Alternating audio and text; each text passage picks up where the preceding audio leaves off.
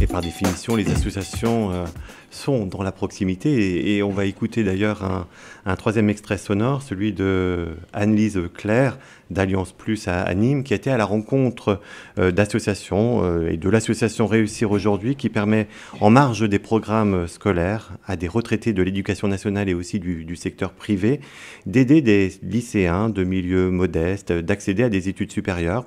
Donc en France, 12 lycées situés en ZUS, en zone urbaine sensible, sont maintenant concernés par ce dispositif. Et Anne-Lise est allée à la rencontre de l'un d'entre eux, à Alès, dans le lycée Jean-Baptiste Dumas. Elle a interviewé Gérard Sinagra, cadre supérieur à la retraite, et investi dans cette démarche d'accompagnement de jeunes en première et terminale. Ce qu'on fait avec eux, c'est de l'ouverture au monde, ce qui va leur permettre de réussir ensuite des études supérieures. Voilà, c'est ça ce qu'on veut.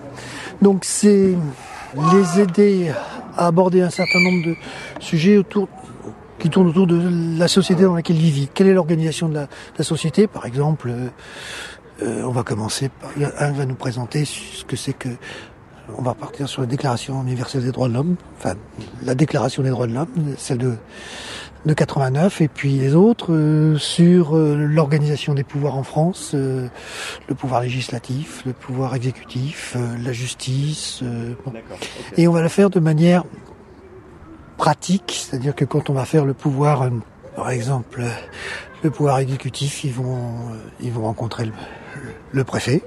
Ou le sous-préfet d'Alès, et ils vont pouvoir découvrir ce que c'est que l'organisation de la société. Ce sont des choses qu'ils ne font pas forcément à l'école. Non, c'est des choses qui sont extérieures à l'école. Et c'est bien très très clair, on n'est pas du tout dans le domaine scolaire, dans le domaine des matières scolaires, on est dans le domaine de l'ouverture. Leur faire comprendre la société dans laquelle ils sont. Également une ouverture sur le théâtre, sur la peinture, sur la musique, au travers de conférences, de visites, de musées, voilà.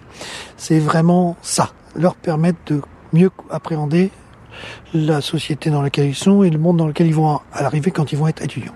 Et puis aussi un peu de méthodologie sur la manière de faire des exposés, puisque en fait c'est jamais nous qui faisons, c'est toujours eux qui font, c'est-à-dire que sur un certain nombre de sujets ils vont faire des exposés, chacun leur tour, exposé oral, donc maîtriser l'exposé, la recherche d'idées, la synthèse, l'expression, et puis aussi des débats, savoir débattre, prendre une position qui n'est pas forcément la sienne, mais l'argumenter, apprendre à argumenter, apprendre à écouter, et c'est pas parce que l'autre a pas la même opinion que moi que c'est un imbécile.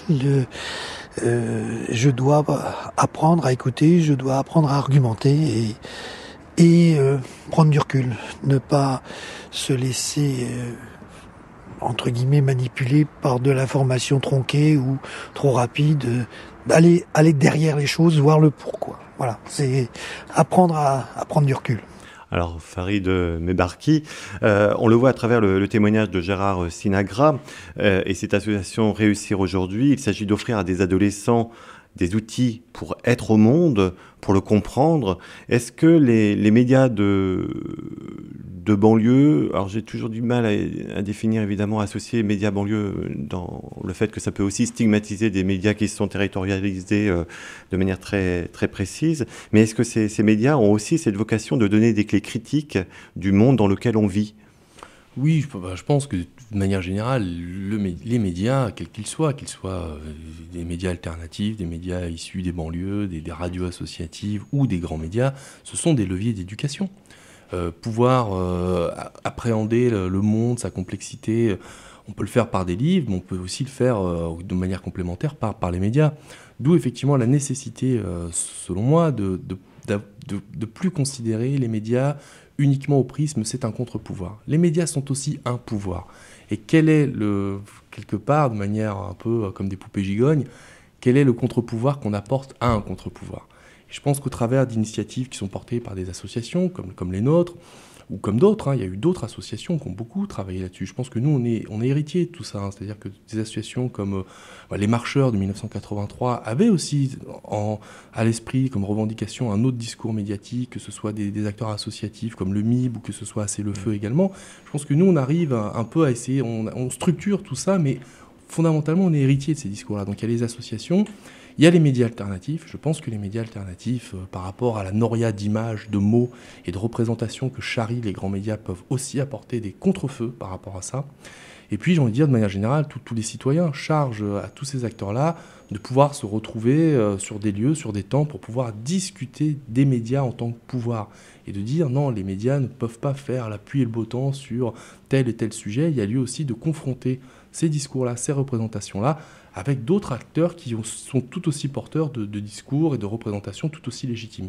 Et c'est, je pense, à travers ce travail critique, de cette confrontation, qu'on arrive à...